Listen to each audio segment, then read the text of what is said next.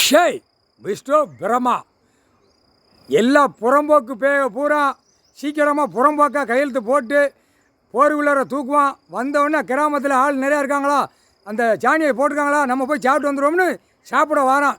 சென்னையிலேருந்து கன்னியாகுமரி வரைக்கும் அமைச்சர்கள் பூரா கொடியை தூக்கணும், பூரா மந்திரி எம்எல்ஏ பஞ்சாயத்து போர்டு வார்டு கீழே வரைக்கும் போட்ட சாணியை நம்ம சாப்பிடணும். புறம்போக்க எழுதி கொடுறா அதில் போய் உட்காருவாங்க, நம்ம சாப்பிடுவோம்.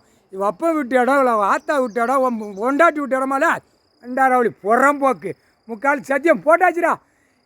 எல்லா நீதிமன்ற கோர்ட்டில் கேட்டுக்கோப்பா, கோர்ட்டில் நீதிமன்றத்தில் சர்ச்சை எல்லார்ட்டையுமே கேட்கணும், கோர்ட்டார்ட்ட கேட்கணும்.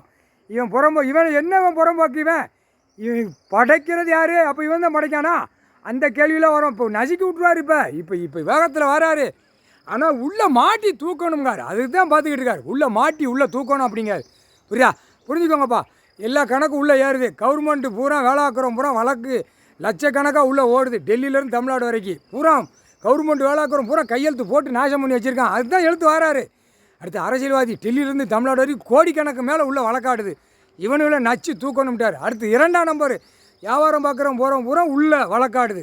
அத்தனையும் ஒதுக்கி அப்படியே செட்டி கிராமத்தை இதை வச்சு தான் அடைப்பார். கோர்ட்டில் எவ்வளோ வழக்கு இருக்குது, ராஜபாளையம் அந்த விருதுநகர் மாவட்டத்தில் எவ்வளோ இருக்குது, அப்போ அந்த சிட்டி கிராமத்தை அந்த உள்ள கேஸ் கட்டை பார்த்தவொடனே அடைப்பார்.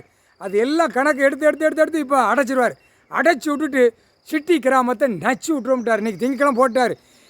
அதிமுக ரெட்டலை சின்னக்காரன் பூரா ஆணும் பெண்ணும் சேட்டை பண்ணி உள்ளே கிடக்கு வழக்கு.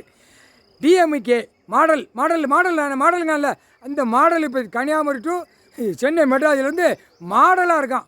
மாடல்லாம் என்னன்னு தெரியுதாப்பா? கோட்டார் கொஞ்சம் கேட்டுக்கோங்கப்பா, கவனமாக கேட்டுக்கோங்கப்பா. இது முக்கியமானது. இந்த புறம்போக்குன்னு பட்டா போட்டு பவர் போட்டு கொடுக்கான்ல, அந்த கிராமத்தில் போட்டு கொடுத்துருக்கேன். நான் காலையில் 5 மணிக்கு வருவேன். நீ போட்ட சாணியை ரோட்டில் போட்டு வச்சுரு, நாங்கள் அள்ளி சாப்பிட்டு போயிருந்தோம்னு புறம்போக்குன்னு எழுதி கொடுத்துட்டு போயிருந்தான்ப்பா. கோச்சிக்கிடா ஐயப்பா, இவ்வளோ பெரிய தப்பு செய்தான். கோர்ட்டில் எல்லா கோயில் ஆலயம் இடம் பூரா இருக்குது உள்ள. இவன் அதுக்கு மீறி தப்பு செய்தான் சொல்லிட்டாரு. நான் நசுக்கி விட்டுருவேன், இல்லைன்னா பூமியாக அந்தந்த சென்னைன்னா சென்னை, கன்னியாகுமரினா கன்னியாகுமரி, நெல்லை மாவட்டம் அடுத்து மதுரைன்னா மதுரை, அப்படியே கீழே இறக்கிடுவோம்ட்டார். முக்கால் சத்தியம்.